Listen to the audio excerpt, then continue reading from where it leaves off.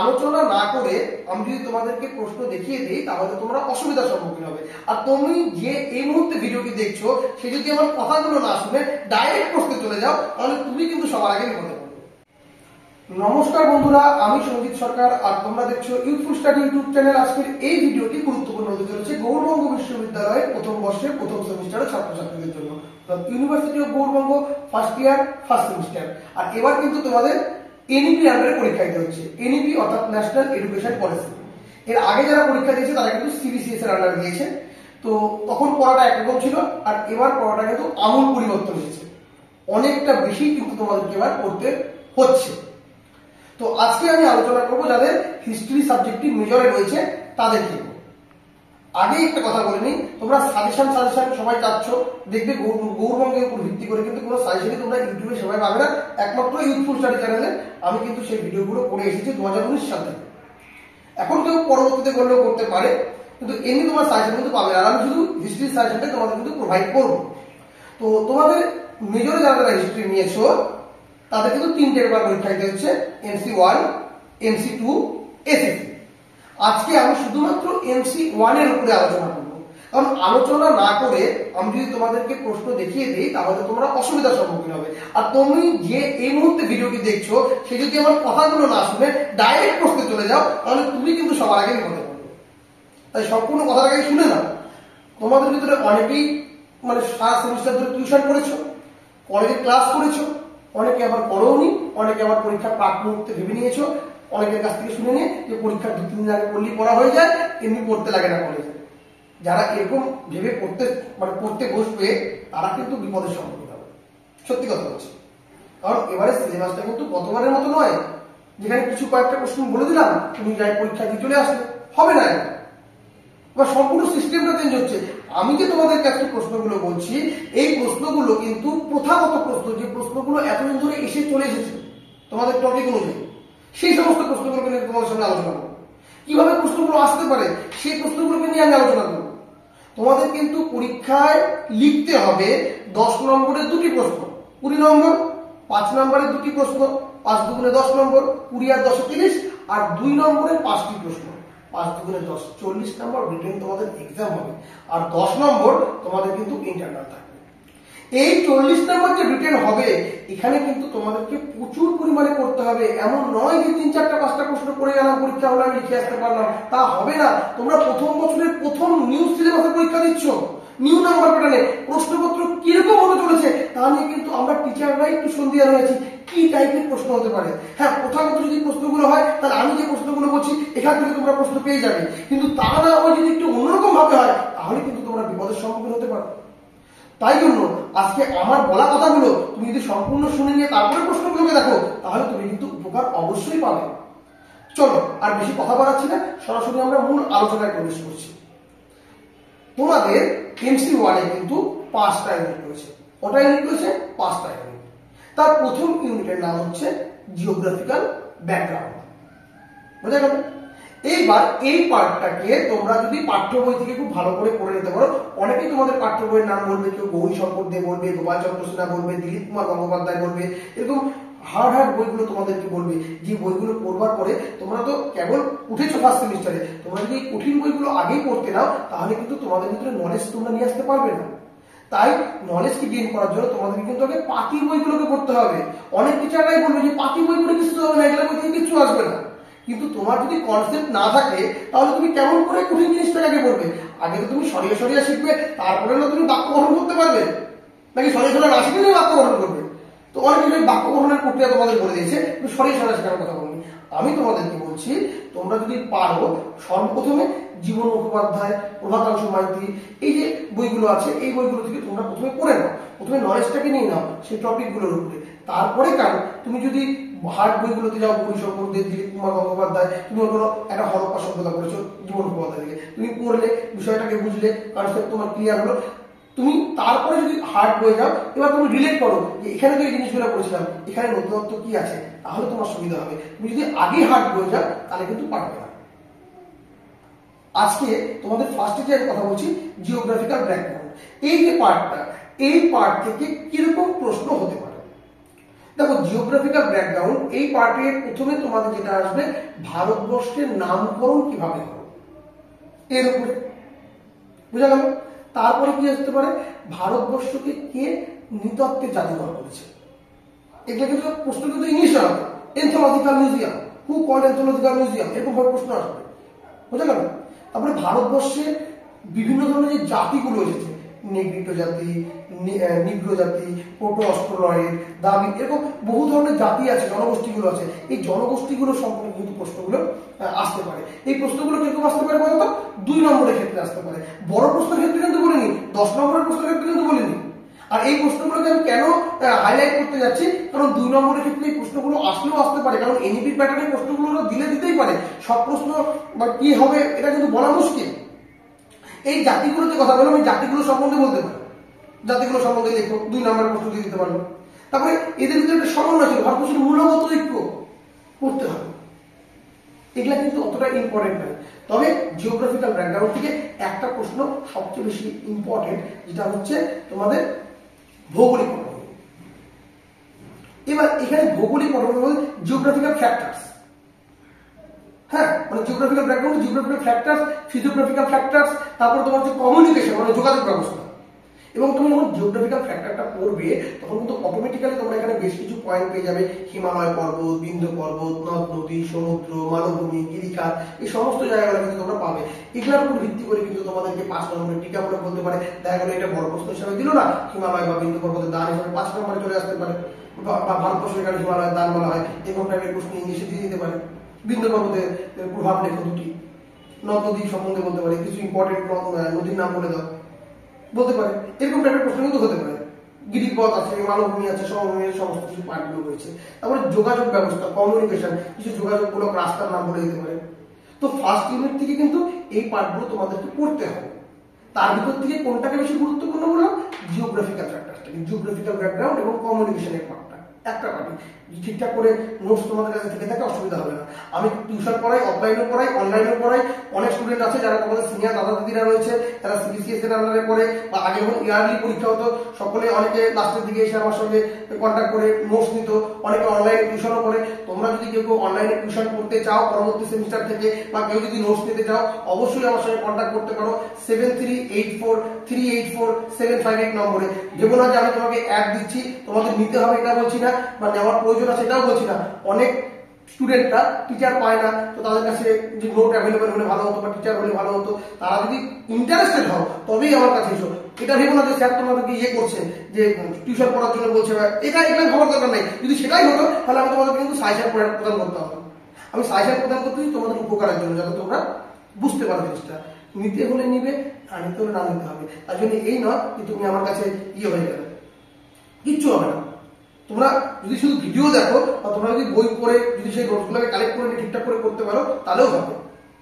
নোটসই নিতে হবে, স্যারকে এই স্যারের কাছ থেকে নিতে হবে তার কাছে না। তুমি যে কোনো স্যারের কাছে করতে পারো, যে কোনো টিচারের কাছে করতে পারো। তোমার শেখাটা আসো, তোমার পড়াটা আসো। তো জিওগ্রাফিক্যাল ব্যাকগ্রাউন্ড থেকে কি বললাম মনে থাকবে তো? এরপরে তোমার চলে আসবে কি হিস্টোরিক্যাল সোর্সেস। আমাদের সোর্স কটা আছে বলতো? সোর্স হিস্টোরিক্যাল সোর্সেস দুটো রয়েছে, একটা হচ্ছে আর্কিওলজিক্যাল সোর্সেস, একটা লিটারারি সোর্সেস।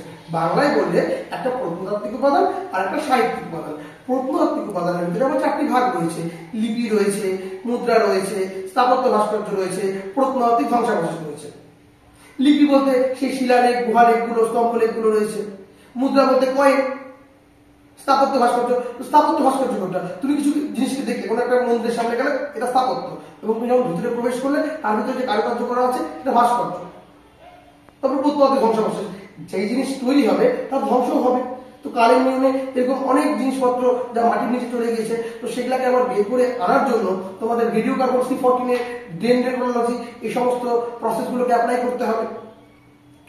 তো প্রত্নতাত্ত্বিক উপাদান আর্কিওলজিক্যাল সোর্সেস কিন্তু 10 নম্বরের জন্য একটা বেশ বড় ইম্পর্টেন্ট, লিটারারি সোর্স তো ইম্পর্টেন্ট। আর্কিওলজিক্যাল সোর্সে তোমাদের আমি 4টা পার্ট বলে দিলাম। এই 4টা পার্টের উপর ভিত্তি করে কিন্তু 5 নম্বরের প্রশ্ন হতে পারে, আবার 2 নম্বরের প্রশ্ন কিন্তু এখান থেকে আসতে পারে। অর্থাৎ একটা নোটকে ঠিকঠাক করে করলে তোমাদের 5 এবং 2 কিন্তু বিভন কভার করে যাবে। যে কিছু ইম্পর্টেন্ট লিপির নাম হলো, বা এই লিপি থেকে কি জানা যায়, এই মুদ্রাকে প্রবর্তন করেছিল, হ্যাঁ, তারপরে তোমার হচ্ছে কিছু স্থাপত্য ভাস্কর্যের নাম হলো, এরকম টাইপের 2 নম্বরের প্রশ্ন কিন্তু আসতে পারে। সব তো আর বলা সম্ভব নয়, আমি জাস্ট একটা ভিডিও ভিডিওর মাধ্যমে ভিডিওটা অনেক বড় হয়ে যাবে, তোমাদের পরীক্ষার সামনে তোমাদের বুঝতে অসুবিধা হবে। তো জাস্ট আমি যতটুকু না বললেই নয়, ঠিক ততটুকু তোমাদেরকে বলছি, তোমরা শুনে নিয়ে প্রশ্নগুলো দেখে নিয়ে সেভাবে পড়ো, আশা করছি একটু হলেও তোমরা উপকার পাবে। এরপরে চলে আসো সাহিত্যিক উপাদানে। আমাদের সাহিত্যিক উপাদানকে দুটো ভাগে ভাগ করা হয়, একটা কি, একটা হচ্ছে দেশীয় সাহিত্য আর একটা বৈদেশিক সাহিত্য। দেশীয় সাহিত্যের ভিতরে কি পড়বে, বেদ পড়বে, পুরাণ পড়বে, তারপরে তোমার হচ্ছে রামায়ণ মহাভারত পড়বে, স্বরদর্শন পড়বে, এরকম বিভিন্ন মনীষী লেখা শাস্ত্রগুলো পড়বে, বৌদ্ধ জৈন ধর্মগ্রন্থগুলো পড়বে, এই সমস্ত জিনিসগুলো পড়বে। মানে এই পাঠটাকে তোমরা যদি ভালো করে পড়ো, এখান থেকে অনেক রকমের 2 নম্বরের প্রশ্ন হয়ে যাবে। পুরাণ কটি, পুরাণ সম্পর্কে 18টা পুরাণ রয়েছে, রামায়ণ মহাভারত এপিক হিসাবে 5 নম্বরে আসতে পারে, বৈদিক লিটারেচার 5 নম্বরের ক্ষেত্রে আসতে পারে। বুঝতে পেরেছো? তো এই জিনিসগুলো তোমাদেরকে বুঝতে হবে। তারপর বিভিন্ন ধরনের যে বৌদ্ধ জৈন ধর্মগ্রন্থের নাম বললাম, এটাতে তোমাদের 2 নম্বরের প্রশ্ন আসতে পারে, ত্রিপিটক কি আসতে পারে। বুঝতে পেরেছো? আর কি আছে, বিদেশি সাহিত্য রয়েছে, একটা গেল দেশীয় সাহিত্য আর একটা হচ্ছে বিদেশি সাহিত্য। বিদেশি সাহিত্য কোনটা, দেখো যুগে যুগে ভারতবর্ষে কিন্তু বিভিন্ন দেশ থেকে পর্যটকরা ভারতবর্ষে এসেছে, সেরকম চীন থেকে এসেছে, আরব থেকে এসেছে, তিব্বত থেকে এসেছে, রোম থেকে এসেছে, গ্রিস থেকে এসেছে। তো তারা এসে ভারতবর্ষ সম্পর্কে, ভারতের থেকে ভারতবর্ষ সম্পর্কে যে সমস্ত জিনিসগুলো লেখালেখি করেছে, সেই সমস্ত গ্রন্থগুলো বা ভ্রমণ বৃত্তান্তগুলো কিন্তু আমরা ইতিহাসের এভিডেন্স হিসাবে নিতে পারি। এবার এই সম্বন্ধে কিন্তু তোমাদের প্রশ্ন আসতে পারে, এই সমস্ত এভিডেন্সের উপর ভিত্তি করে প্রশ্ন আসতে পারে, সব তো বলা সম্ভব নয়, তো তোমরা করতে পারো। তো এই জায়গাটা তোমাদের ভালো করে দেখতে লাগবে 2 নম্বরের ক্ষেত্রে। যেরকম এখানে কিন্তু 5 নম্বরের অনেক রকম প্রশ্ন হতে পারে, যে কলহনের রাজতরঙ্গিনী লেখো 5 নম্বরের টিকা, হরিশানের এলাহাবাদ প্রশস্তি লেখো, বাণভট্টের হস্তলিপি লেখো, 5 নম্বরের ক্ষেত্রে আসতে পারে, 2 নম্বরের ক্ষেত্রে আসতে পারে, কিতাবুল রেহেলা।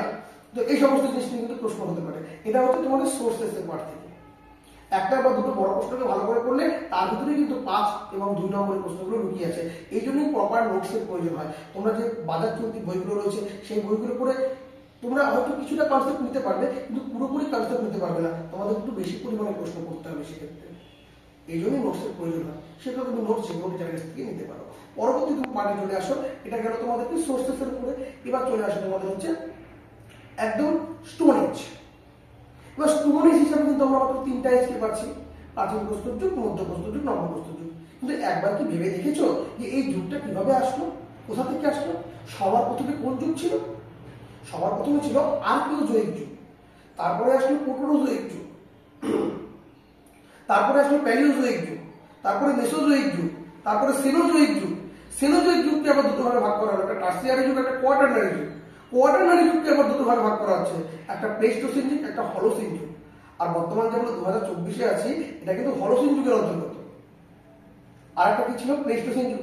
এই প্লেস্টোসিন যুগে দেখা যাচ্ছে কি বিভিন্ন ধরনের পাথরকে দেখা যাচ্ছে, এবং পাথরের বিভিন্ন রকমের আকৃতির পরিবর্তন দেখা দিচ্ছে, যার ফলে ঐতিহাসিকরা এই সমস্ত পাথরের যে আকার আকৃতিগুলো দেখে এরা এই সময়কে যে জায়গাটা আছে এটাকে এরা স্টোরেজে বিভক্ত করে দিল, এবং পাথরের আকৃতির উপরে এরা প্রাচীন প্রস্তর যুগ, মধ্যপ্রস্তর যুগ, নবপ্রস্তর যুগ নিয়ে আসলো। এবং এদেরও আবার কিন্তু আবার এক্সট্রা করে ভাগ আছে, উচ্চ প্রস্তর, মধ্য প্রস্তর, নিম্ন প্রস্তর, এরকম যুগগুলো রয়েছে।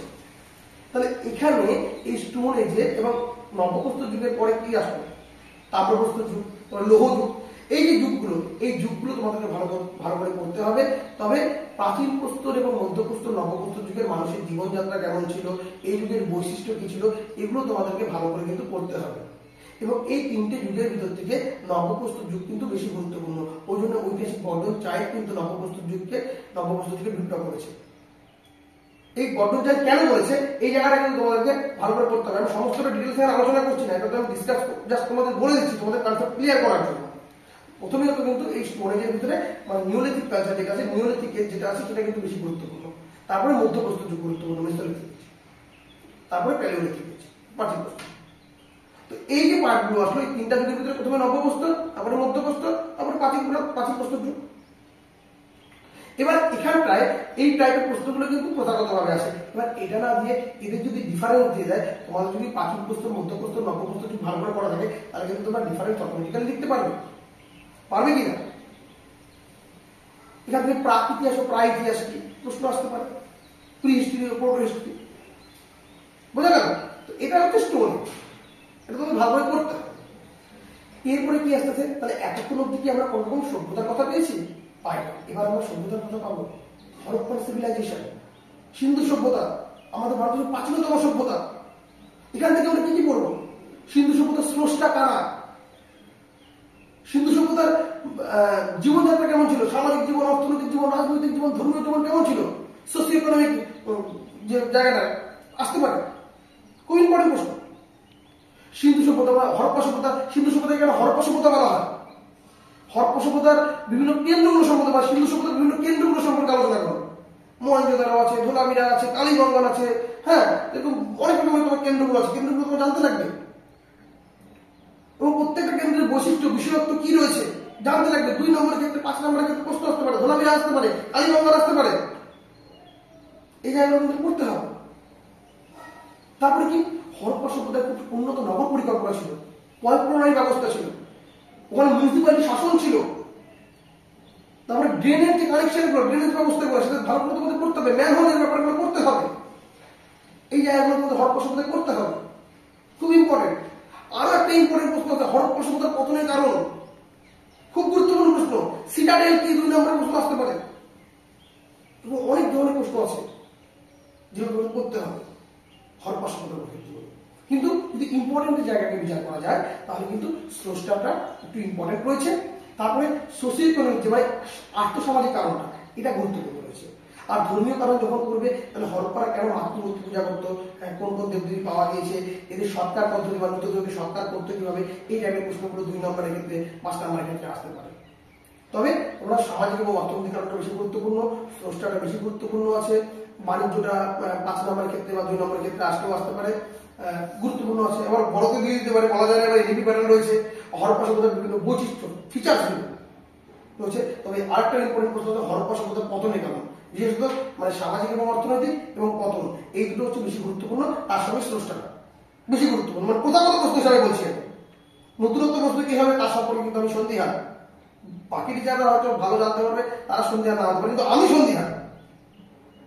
এখনো অব্দি আমি ইউটিউবে সাজা দিয়েছি, তারা তুমি মিলিয়ে দেখবে বা যে দাদা দিদিরা ফলো করেছে শুনে দেখবে এখান থেকে কমন পেয়েছে।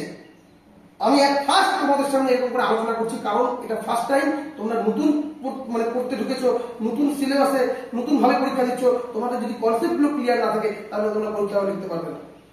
তাই আমি তোমার সামনে সব কিছু বলছি, তোমরা একটু বুঝে নিতে পারলে তাহলে তোমাদের ক্ষেত্রে কিন্তু বিষয়টি যথেষ্ট সহজতর হবে, তোমরা একটু হলেও লিখে আসতে পারবে, বুঝে গেল? তো এটা তোমাদের করতে হবে সিন্ধু সভ্যতা থেকে। এবার হরপ্পা সভ্যতা বা সিন্ধু সভ্যতা পতন হয়ে গেল, পতনে দেখবে একটা সবচেয়ে ইম্পর্টেন্ট পার্ট ছিল যে বৈদেশিক শত্রুর আক্রমণ। অনেকে মানে ঐতিহাসিক এই বৈদেশিক শত্রুকে আর্যদের বলছেন না, আর্যদের আগমনে মানে বৈশত্রুরা কেউ ছিল না, আর্যরা ছিল। তাহলে এই আর্য কারা, কোথা থেকে আসলো এই আর্যরা, কিভাবে আসলো? এবার চলে আসবে তোমাদের হচ্ছে লাস্ট 3 দিন এখানকার, সেটা হচ্ছে একদম বৈদিক পিরিয়ড, বৈদিক যুগ। বৈদিক যুগকে আমরা দুটো ভাগ করা যাবে, ঋগ বৈদিক যুগ, একটা পরবর্তী বৈদিক যুগ। আর এই বৈদিক যুগে যারা মেন ইয়ে ছিল তারা ছিল আর্য। তো প্রথমে প্রশ্ন হবে আর্য কারা, এটা 5 নম্বরের জন্য বা 2 নম্বরের জন্য আসতে পারে। কোথা থেকে এরা এলো, অর্থাৎ এদের আদি বাসস্থানটা কোথায়, এই নিয়ে প্রশ্ন হতে পারে। এদের অভিপ্রায়ের সমস্যা, এই নিয়ে প্রশ্ন হতে পারে। কিভাবে আসছে, কিভাবে আসছে ভারতবর্ষ, কিভাবে আসলো আর্যরা। কিন্তু সবচেয়ে গুরুত্বপূর্ণ যে প্রশ্ন, আর্যদের মানে বৈদিক যুগে মানে ঋগ বৈদিক যুগে আর্থসামাজিক কারণ, তার সঙ্গে অবশ্যই রাজনৈতিক এবং ধর্মীয় কারণ ধরে রাখতে হবে। ঋগ বৈদিক যুগের আর্থসামাজিক অবস্থা কেমন ছিল, পরবর্তী বৈদিক যুগে তাতে কি টাইপের পরিবর্তন হয়েছিল, কিরকম পরিবর্তন এসেছিল, এই পার্টটা। আর একটা ইম্পর্টেন্ট পার্ট আছে, সেটা হচ্ছে ঋগ বৈদিক যুগে নারীদের অবস্থা কেমন ছিল, পরবর্তী বৈদিক যুগে তাদের কিরকম টাইপের পরিবর্তন, বুঝে গেল? তাই এই যে পার্টটা, এই পার্টটা কিন্তু এখানটায় বেশি গুরুত্বপূর্ণ রয়েছে। তোমাদের এই পার্টগুলোকে কিন্তু ভালো করে করতে হবে। তোমাদের আসতে পারে 5 নম্বরের মেগালিথ কালচার আসতে পারে, হরপ্পা সভ্যতার বিভিন্ন কেন্দ্র থেকে তোমাদের প্রশ্ন আসতে পারে, বিভিন্ন ধরনের যেমন লেখক কলহনের আস্তরণ নিয়ে এলাহাবাদ প্রশস্তি আসতে পারে, বৈদিক যুগে গোধন নিয়ে প্রশ্ন আসতে পারে, বৈদিক যুগে সভা সমিতি কি ছিল এটা নিয়ে প্রশ্ন আসতে পারে, বুঝতে পেরেছো? তো এরকম রাজারা, বৈদিক রাজার ভূমিকা কি ছিল, প্রশ্ন আসতে পারে। এবং নানান ধরনের 5 নম্বরের প্রশ্ন হবে, অগন্তি 2 নম্বরের প্রশ্ন আছে। কয়েকটা প্রশ্ন বলে দিলাম, কমন চলে আসলো, এটা কিন্তু এই অর্থনীতি প্রযোজ্য হবে না, বা গতবারের মতো 2, 3, 4, 4, 5টা ইম্পর্টেন্ট প্রশ্ন করে গেলাম, সেটা করে পরীক্ষা হয়ে গেলে হবে না। তোমাদের এই 5টা ইউনিটকে ভালো মতো করে বুঝতে হবে, তুমি ঠিকঠাক করে বুঝে নিতে পারলে তবেই কিন্তু তুমি পরীক্ষার হলে ঠিকঠাক করে অ্যান্সার করে আসতে পারবে। তো 40-এ পরীক্ষা হবে, লিখতে হবে সময় ধরে, 2 ঘন্টার ভিতরে পরীক্ষা হবে সম্ভবত, তো তোমাদের টাইম ধরে লিখতে হবে, একটু গুছিয়ে লিখতে হবে, সুন্দরভাবে লিখতে হবে। তোমরা আগে যেরকম করে লিখে এসেছো স্কুলে, একটু বানাই লিখে চলে আসলাম, বানাই লিখে চলে আসি, বানাবা কেমন করে? বানাতে সেই পারে যার ভিতরে নলেজ রয়েছে, জ্ঞান রয়েছে, সেই তো বানাতে পারবে। তুমি পড়নি, একটুখানি পড়লে, একবার পড়লে তুমি বানাই লিখে চলে আসলা, কেমন করে বানাতে পারবে? আমি তো জানি না এভাবে বানানো যায় কিনা। একবার পড়ি বানাই লিখে চলে যায়, ইতিহাস মানে বানায় এই করে বানায় কি হয়ে যাবে, সেটা কিন্তু একদম ধারণা ভুল। যাই হোক, অনেক কথা বলে নিলাম, আশা করি তোমরা 5টা মিনিট বুঝতে পেরেছো। এবার আমি তোমাদের প্রশ্ন নিয়ে আলোচনা করবো। প্রশ্ন কিন্তু ইংলিশে হবে, আমি চেষ্টা করবো করে দেওয়ার কিছু কিছু প্রশ্ন, কিন্তু আমি বেশিরভাগ করে দেখিয়ে দিব, কারণ অনেকটা আলোচনা করা হয়ে গেল, ভিডিওটা হয়তো অনেকটা বড় হয়ে গিয়েছে। তোমরা চেষ্টা করো আমার এই কথাগুলোকে শুনে নিয়ে যে প্রশ্নগুলো বলছি সেই প্রশ্নগুলো একটু ভালো করে করবো, কারণ এখানে কিন্তু প্রথাগতভাবে প্রশ্ন নাও হতে পারে। এবার প্রশ্ন আমি যেমন করে বললাম, যেগুলো প্রথাগতভাবে আসছে, এভাবে আসলে তো তোমরা লিখতে পারবে। এভাবে না আসলে যদি অসুবিধা হয়, তাহলে যা প্রশ্ন করেছো তার ভিত্তিতে কিভাবে লিখতে হতে পারে তা তোমরা যদি পাঠ্যবই পড়ে থাকো তোমাদের অসুবিধা হবে না। আর এটুকু বলা যেতে পারে, যে প্রশ্নগুলো আমরা দিচ্ছি অধিকাংশ টিচারেরাই কিন্তু এই প্রশ্নগুলোকেই দিবে। যদি আমার এই প্রশ্নগুলো থেকে প্রশ্ন না আসে, তাহলে আমার স্টুডেন্টরা যেরকম বিপদের সম্মুখীন হবে যারা আমার কাছে টিউশন করে, ঠিক সেমনি অন্যান্য স্টুডেন্টরা হয়তো বিপদের সম্মুখীন হলেও হতে পারে, আমি বলতে পারবো না। কিন্তু আমার স্টুডেন্টরা যদি এই প্রশ্নগুলো না আসে, তাহলে বিপদের সম্মুখীন হতে পারে। কারণ আমি নিজেও সঙ্গে আছি, প্রশ্ন কি হতে পারে। তোমরা বলতে পারো যে কি স্যার আপনি বারবার করে টিউশন করার কথা বলতেছেন, এই সমস্ত কথা বলতেছেন, তাহলে ভিডিও করার কি লাভ? আমি তোমাদের সচেতন করছি। যদি তুমি আমার কথা শুনে নাও তো খুব ভালো, না শুনলে কোনো অসুবিধা নেই, যেতে পারো ভিডিও থেকে, কোনো অসুবিধা নেই।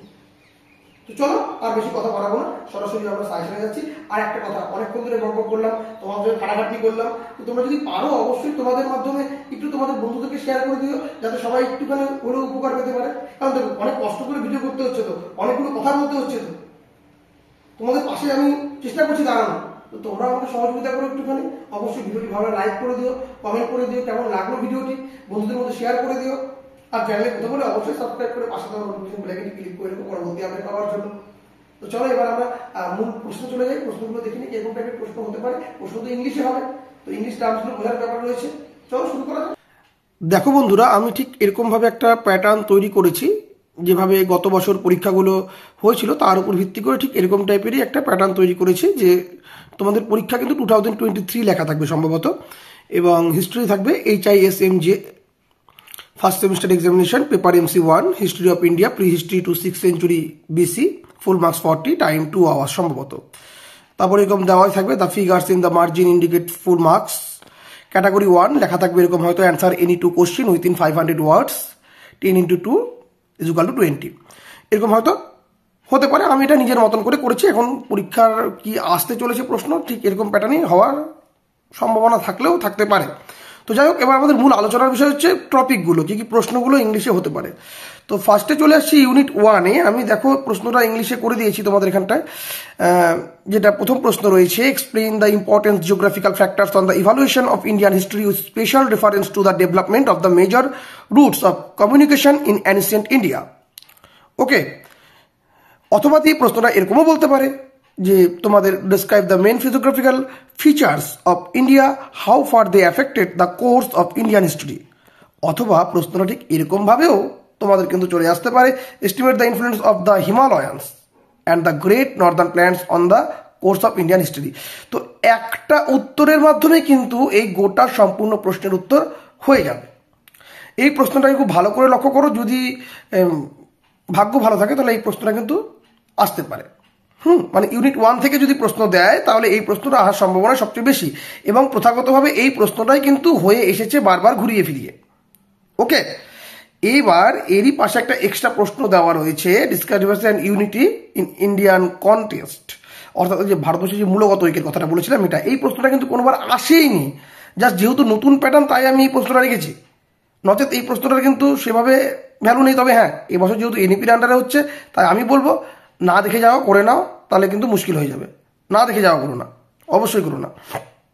এবার চলে আসো ইউনিট 2। আচ্ছা, তার আগে একটা কথা বলে নিই, ইউনিট 1-এর যে প্রশ্নটা তোমরা পড়লে এর ভিতরে কিন্তু তোমরা বেশ কিছু পয়েন্ট পেয়ে যাচ্ছ, হিমালয়, বিন্ধ্য পর্বত, সমভূমি, মালভূমি, গিরিখাত, সমস্ত কিছু।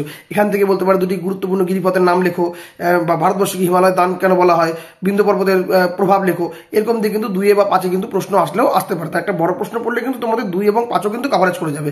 সব প্রশ্ন তো লেখা সম্ভব না, তাহলে অনেক কিছু হয়ে যাবে। এবার চলে আসো ইউনিট 2 এ। ইউনিট 2 এ কিন্তু যেটা বলেছিলাম আমি তো আলোচনা করে দিয়েছি, তাই নতুন করে এখানে আলোচনা করছি না।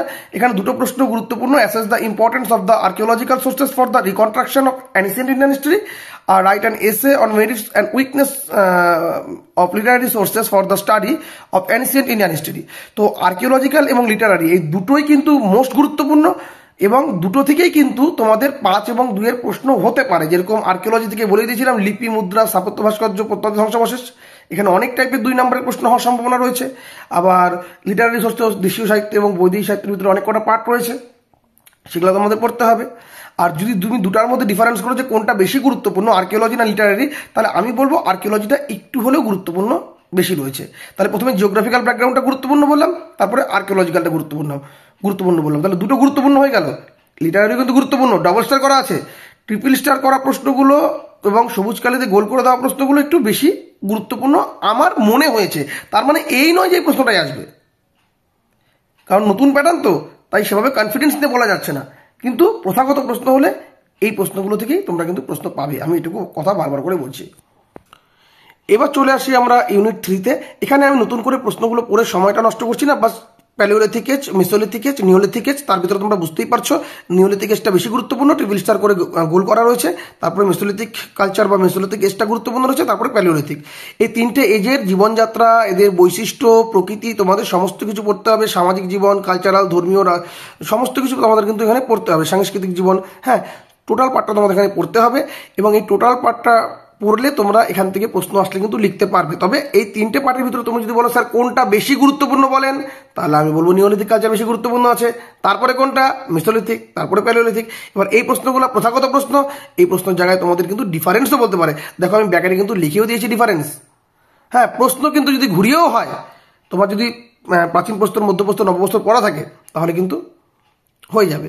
এবার আমি একটা কথা বলছি, দেখো প্রথম 3টা ইউনিটের মতো ভালো করে দেখো, প্রথম 3টা ইউনিট থেকে কটা প্রশ্ন থাকলো? প্রথমে জিওগ্রাফিক্যাল ব্যাকগ্রাউন্ড, মূলগত ঐক্য, 2টো প্রশ্ন, একটা এক্সট্রা প্রশ্ন থাকলো সেটা মূলগত ঐক্য। তারপরে আর্কিওলজি এবং লিটারারি সোর্সেস, তাহলে এই টোটালে হলো কটা প্রশ্ন? 4টা প্রশ্ন। আর এখানে 3টা প্রশ্ন, 7টা প্রশ্ন। এই 7টা প্রশ্ন তোমার যদি ডিপ খুব ভালো মতো পড়া থাকে, 7টা প্রশ্নের ভিতরে, তাহলে এই যে 3টে পার্ট বললাম, তাহলে আমি কি বললাম প্রথমে, তাহলে ইউনিট 1 থেকে 2টো পার্ট পড়ছো, তার ভিতরে একটা মোস্ট ইম্পর্টেন্ট পার্ট। ইউনিট 2 থেকে 2টো পার্ট পড়ছো, 2টো পার্টের ভিতরে আর্কিওলজিটা একটু বেশি গুরুত্বপূর্ণ রয়েছে, তাই বলে লিটারারি গুরুত্বপূর্ণ নয়, তা কিন্তু নয়, দুটাই পড়তে হবে। কারণ দুটো থেকে কিন্তু 2 এবং 5 নম্বর মানের প্রশ্ন আসার সম্ভাবনা কিন্তু রয়েছে। ডিটেলসে পড়তে হবে, অত কিছু তো আলোচনা করা যাচ্ছে না।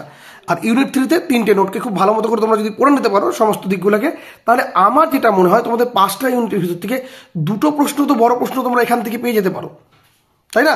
2টো প্রশ্ন পেয়ে যেতে পারো। তবে রিস্ক না নিয়ে আমাদের বাকি পার্টগুলোও দেখতে লাগবে, সেখানে কোনটা কোনটা গুরুত্বপূর্ণ রয়েছে। তবে এই 3টেকে তোমরা খুব ভালো করে দেখো, কম প্রশ্ন পড়তে হচ্ছে এখানটায়, একটু ভালো করে দেখে দেখবো, কারণ সাজেশন করা যাচ্ছে না তো। তবুও আমি তোমাদের জন্য চেষ্টা করছি যতটা পরিমাণে হয় যে ইম্পর্টেন্ট সেক্টরগুলোকে একটু বের করার। এবার চলে আসি ইউনিট 4-এ। এখানে কিন্তু হরপ্পান সিভিলাইজেশন, এখানে তোমাদের দেখতে লাগবে প্রথমে এই যে give an account of the authorship of the Indus valley civilisation, তারপরে analyse the various factors the brought about the end of the Indus valley civilisation, discuss the socio economic condition of the Harappan people, what do you know about the religious beliefs, তারপরে give an account of the Harappan trade. যে পার্টগুলো রয়েছে, 4টা part দিলাম। প্রথমটা authorship মানে হচ্ছে তোমাদের স্রষ্টা, তারপরে তোমাদের ভেরিয়াস ফ্যাক্টরস মানে সিন্ধু সভ্যতার পতনের কারণ, তারপরে সোশিও ইকোনমিক কন্ডিশন মিনস তোমার হচ্ছে সামাজিক এবং অর্থনৈতিক অবস্থা। তবে এরই পাশাপাশি তোমরা কিন্তু পলিটিক্যাল এবং রিলিজিয়াস পার্টটা কিন্তু দেখে রাখবে। তোমাদের সুবিধার্থে আমি দিয়েও দিলাম, দেখো পল অ্যান্ড রিল করে রাখলাম। হ্যাঁ, পলিটিক্যাল এবং রিলিজিয়াস, কারণ হরপ্পা সভ্যতার যে এত সুন্দর পরিকাঠামো ব্যবস্থা কে করেছিল, একটা কিং মানে পুরোহিত রাজার কথা বলা হয়েছে, তাকে দিয়েও কিন্তু 2 এবং 5 নম্বরের প্রশ্ন আসতে পারে। তবে 2 আসার সম্ভাবনা থাকলেও থাকতে পারে, বুঝতে পেরেছো? আর রিলিজিয়াসের ভিতরে তোমরা কিন্তু পেয়ে যাচ্ছ যে হরপ্পা সভ্যতার যে মাতৃদেবী পূজা করতো, পশুপতি শিবের কথা ছিল। তারপরে তোমাদের মৃতদেহকে কীভাবে সৎকার করা হতো, এগুলা দিয়ে কিন্তু 2 বা 5 নম্বরের প্রশ্ন আসতে পারে। তুমি সামাজিক, ইকোনমিক, অর্থনৈতিক এই যে পার্টগুলো পড়ছো, এই পার্টগুলো পড়লে কিন্তু তোমার একটা জায়গা তোমার ক্লিয়ার হয়ে যাবে যে বাকি যে তোমাদের 2 এবং 5 পড়তে হচ্ছে সেগুলো কিন্তু তোমরা পেয়ে যাবে। ড্রেনেজ সিস্টেম কেমন ছিল, প্রণালী ব্যবস্থা কেমন ছিল, হ্যাঁ, ট্রেড এখন বাণিজ্য করবে, বাণিজ্যতে কী কী প্রধান শস্য ছিল, কী কী আমদানি করতো, কী কী রপ্তানি করতো, এই সমস্ত পার্টগুলো কিন্তু তোমরা পেয়ে যাবে। আর এখানে এক্সট্রা 2টো প্রশ্ন আমি দেখেছি, সেটা হচ্ছে track the origin of the Harappan civilization, discuss the materials characterized of the Harappan civilization. অর্থাৎ এখানে হরপ্পা সভ্যতা তোমরা ফিচারটাকে মানে বৈশিষ্ট্যটাকে দেখবে, নেচার দেখবে, নেচার মানে প্রকৃতি বা কালচারাল পার্টটা দেখবে। তো নেচারটাকে আমি লিখে দিলাম। আর এখানটায় দেখো যে পার্টগুলো দিয়েছি, হ্যাঁ, যে সেই পার্টটার ভিতরে যে ইন দ্য সিটিজ যে মেন যে সেন্টারগুলো ছিল, হরপ্পা, মহেঞ্জোদারো, কালীবঙ্গান, ধোলাবিরা, লোথাল, কুনসাই, তো এই যে জায়গাগুলোর নাম আছে না, এই জায়গাগুলোর ভিতরে মহেঞ্জোদারো, কালীবঙ্গাল, ধোলাবিরা আছে যে পার্টগুলো রয়েছে, হরপ্পা যে পার্টগুলো রয়েছে, এগুলা কিন্তু তোমাদের 5 নম্বরে বা 2 নম্বরে কিন্তু টিকা আকারে আসতে পারে, যে স্থানগুলো সম্পর্কে আলোচনা করো। তাহলে বুঝতে পারছো হরপ্পা সভ্যতা থেকে তোমাদের কটা প্রশ্ন পড়তে হচ্ছে, মেনলি কিন্তু পড়তে হচ্ছে 4টা প্রশ্ন।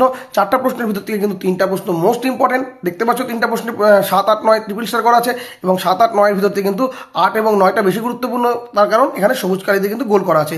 প্রথাগত প্রশ্ন হলে এই প্রশ্নগুলো হওয়ার সম্ভাবনা রয়েছে, কিন্তু দেখা গেছে সিবিসিএস প্যাটার্নে হরপ্পা সভ্যতার উপরে যে প্রশ্নগুলো হয় তাতে কিন্তু ভ্যারাইটি নিয়ে এসেছিল, হ্যাঁ, তো ভেরিয়েশন নিয়ে এসেছিল। তাই প্রশ্ন তোমাদের যদি এই কটা টপিক পড়া থাকে, তো যেমনই প্রশ্ন হোক না কেন, আশা করছি তোমরা লিখে আসতে পারবে। হরপ্পা একটা ভালো স্নানাগার ছিল, স্নানাগার সম্বন্ধে তোমাদের পড়তে হতে পারে। সিডারেল আছে, আমি পরে আলোচনা করছি, আস্তে আস্তে দেখতে পাবে। এরপরে তুমি চলে আসো হচ্ছে পরবর্তী পার্ট যেটা রয়েছে, সেটা হচ্ছে ইউনিট 5, তোমাদের লাস্ট পার্ট, যে বেদিক সিভিলাইজেশন। এখানে তোমাদের যেটা পড়তে হচ্ছে যে what are the different theories regarding the original homeland of the Aryans, give an account of the Aryan migration in India. তো এখানটায় হচ্ছে আর্যদের অভিপ্রায়ণ তত্ত্ব এবং আর্যদের আদি বাসস্থান তত্ত্ব। এই পার্টটা একটু দেখতে লাগবে, মোটামুটি গুরুত্বপূর্ণ রয়েছে, তবে দেখে রাখাটা খুব ভালো। আর একটা প্রশ্ন সবচেয়ে গুরুত্বপূর্ণ, analyse the socio economic condition in the yearly Vedic period, what were the noticeable changes in the letter Vedic period. অর্থাৎ ঋগ্বৈদিক যুগে সোশিও ইকোনমিক কন্ডিশন কেমন ছিল এবং পরবর্তী বৈদিক যুগে তাতে পরিবর্তন কী ছিল। এখানেও কিন্তু তোমরা অবশ্যই রিলিজিয়াস এবং রাজনৈতিক পাঠটা পড়বে, আমি লিখে দিচ্ছি তবুও, লিখে দিলাম। শুধুমাত্র এরকমও দিতে পারে যে ঋগ্বৈদিক যুগে সামাজিক জীবন সম্পর্কে আলোচনা করো, পরবর্তী বৈদিক যুগে তাতে কি পরিবর্তন হয়েছিল। মানে পরবর্তী বৈদিক যুগের থেকে ঋগ্বৈদিক যুগটাই কিন্তু বেশি গুরুত্বপূর্ণ, এই যুগকে কেন্দ্র করে কিন্তু প্রশ্নটা বেশি হতে পারে। বা ঋগ্বৈদিক যুগের সামাজিক এবং অর্থনৈতিক লেখো, বা যে কোনো একটা সেক্টরকে দিয়ে আলোচনা করে দিল, এখানে যখন তোমরা পড়বা এখান থেকেও কিন্তু 2 এবং 5-এর কিন্তু অনেক প্রশ্ন হতে পারে, বুঝতে পেরেছো। তারপরে চলে আসো এখানটায়, what was the position of women in the Rigvedic society, do you find any changes in their position in the later period. অর্থাৎ ঋগ্বৈদিক যুগের নারীদের অবস্থা কেমন ছিল, পরবর্তী বৈদিক তাদের কি পরিবর্তন হয়েছিল। এই প্রশ্নটা কিন্তু 5-এও আসতে পারে, মানে ঋগ্বৈদিক যুগের ওমেনদের পজিশন লেখো, বা লেটার বৈদিক যুগে ওমেনদের পজিশন লেখো, এবং বড় প্রশ্নটা আসতে পারে। এই প্রশ্নটা কিন্তু খুব গুরুত্বপূর্ণ রয়েছে। আর এখান থেকে বলতে পারে 2 নম্বরের প্রশ্ন হিসাবে, যদি এই প্রশ্নটা না দেয় যে কয়েকজন বিদেশি নারীর নাম লেখো ঋগ্বৈদিক যুগে বা পরবর্তী বৈদিক যুগে, তো এই পার্টগুলো আসতে পারে, তো খুবই গুরুত্বপূর্ণ।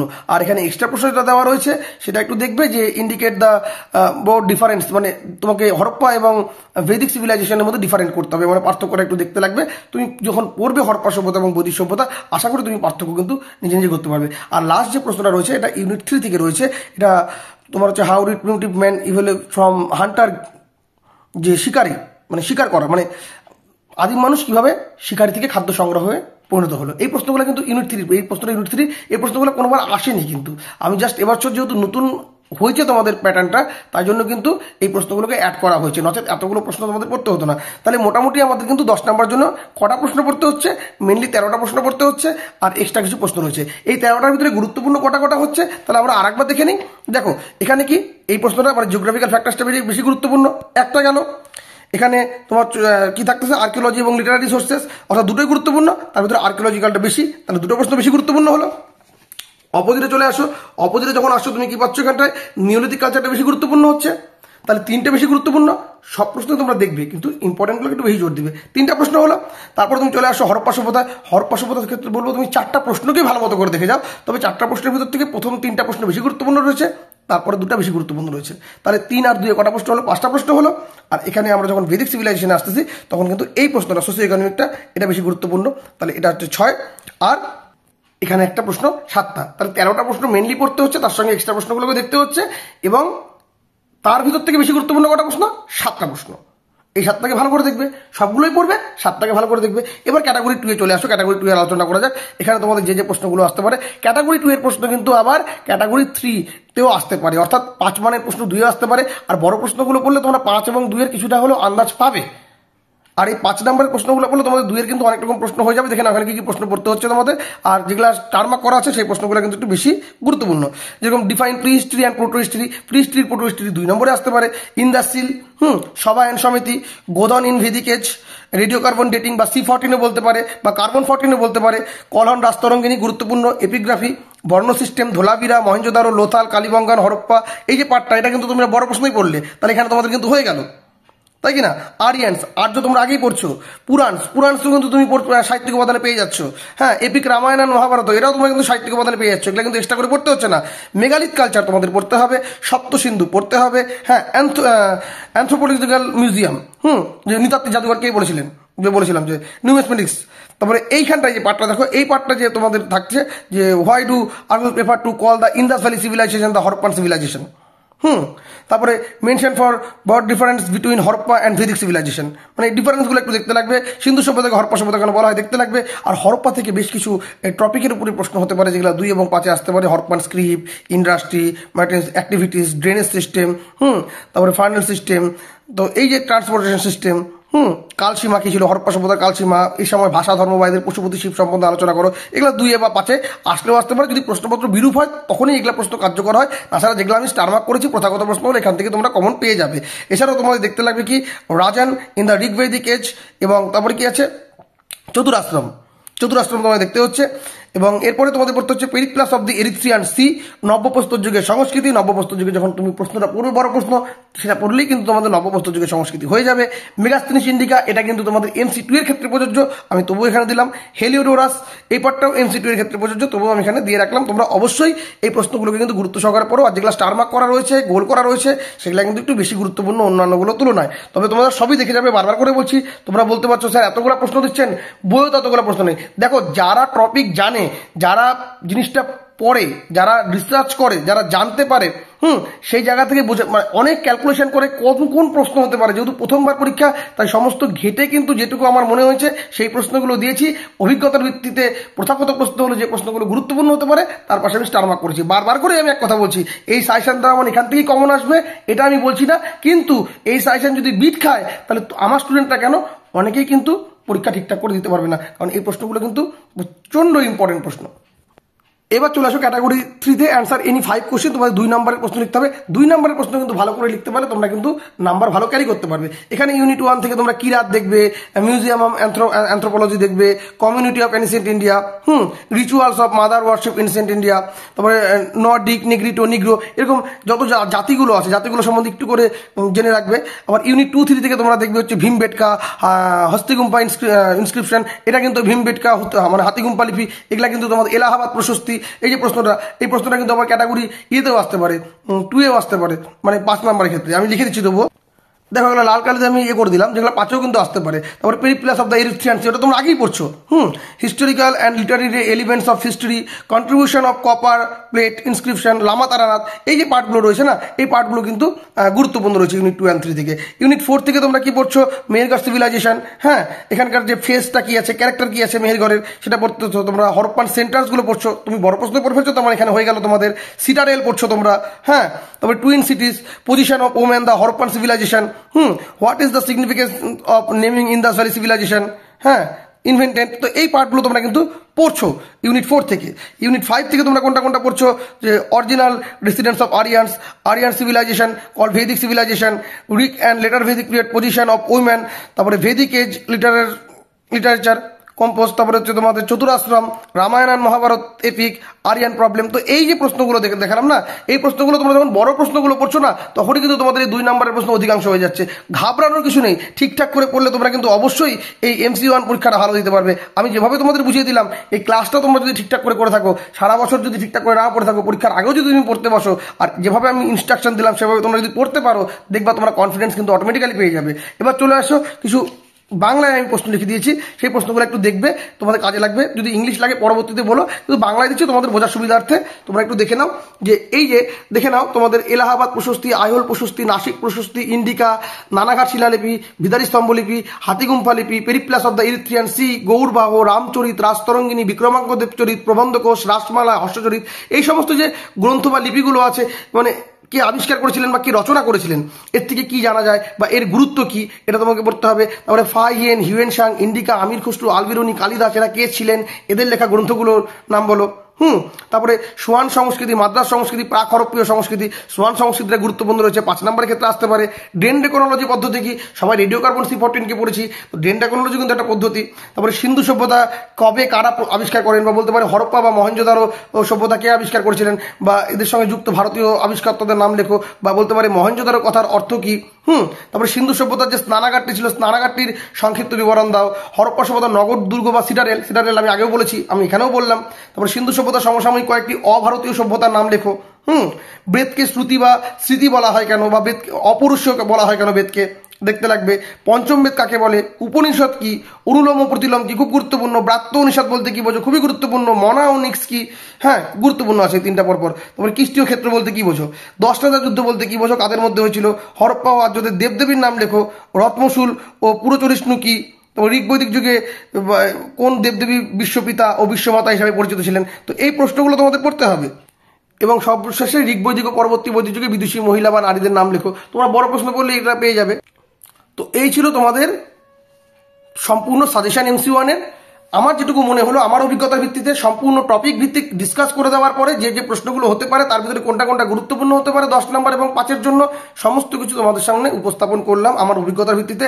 যদি এই ভিডিওটি দেখার পরে তোমাদের হেল্প হয় অবশ্যই লাইক করে দিও, কমেন্ট করে তোমরা তোমাদের মতামত জানিও কেমন লাগলো ভিডিওটি। বন্ধুদের মধ্যে শেয়ার করো যাতে অন্যরা দেখতে পায়, এবং চ্যানেলে প্রথম হলে অবশ্যই সাবস্ক্রাইব করে দিও।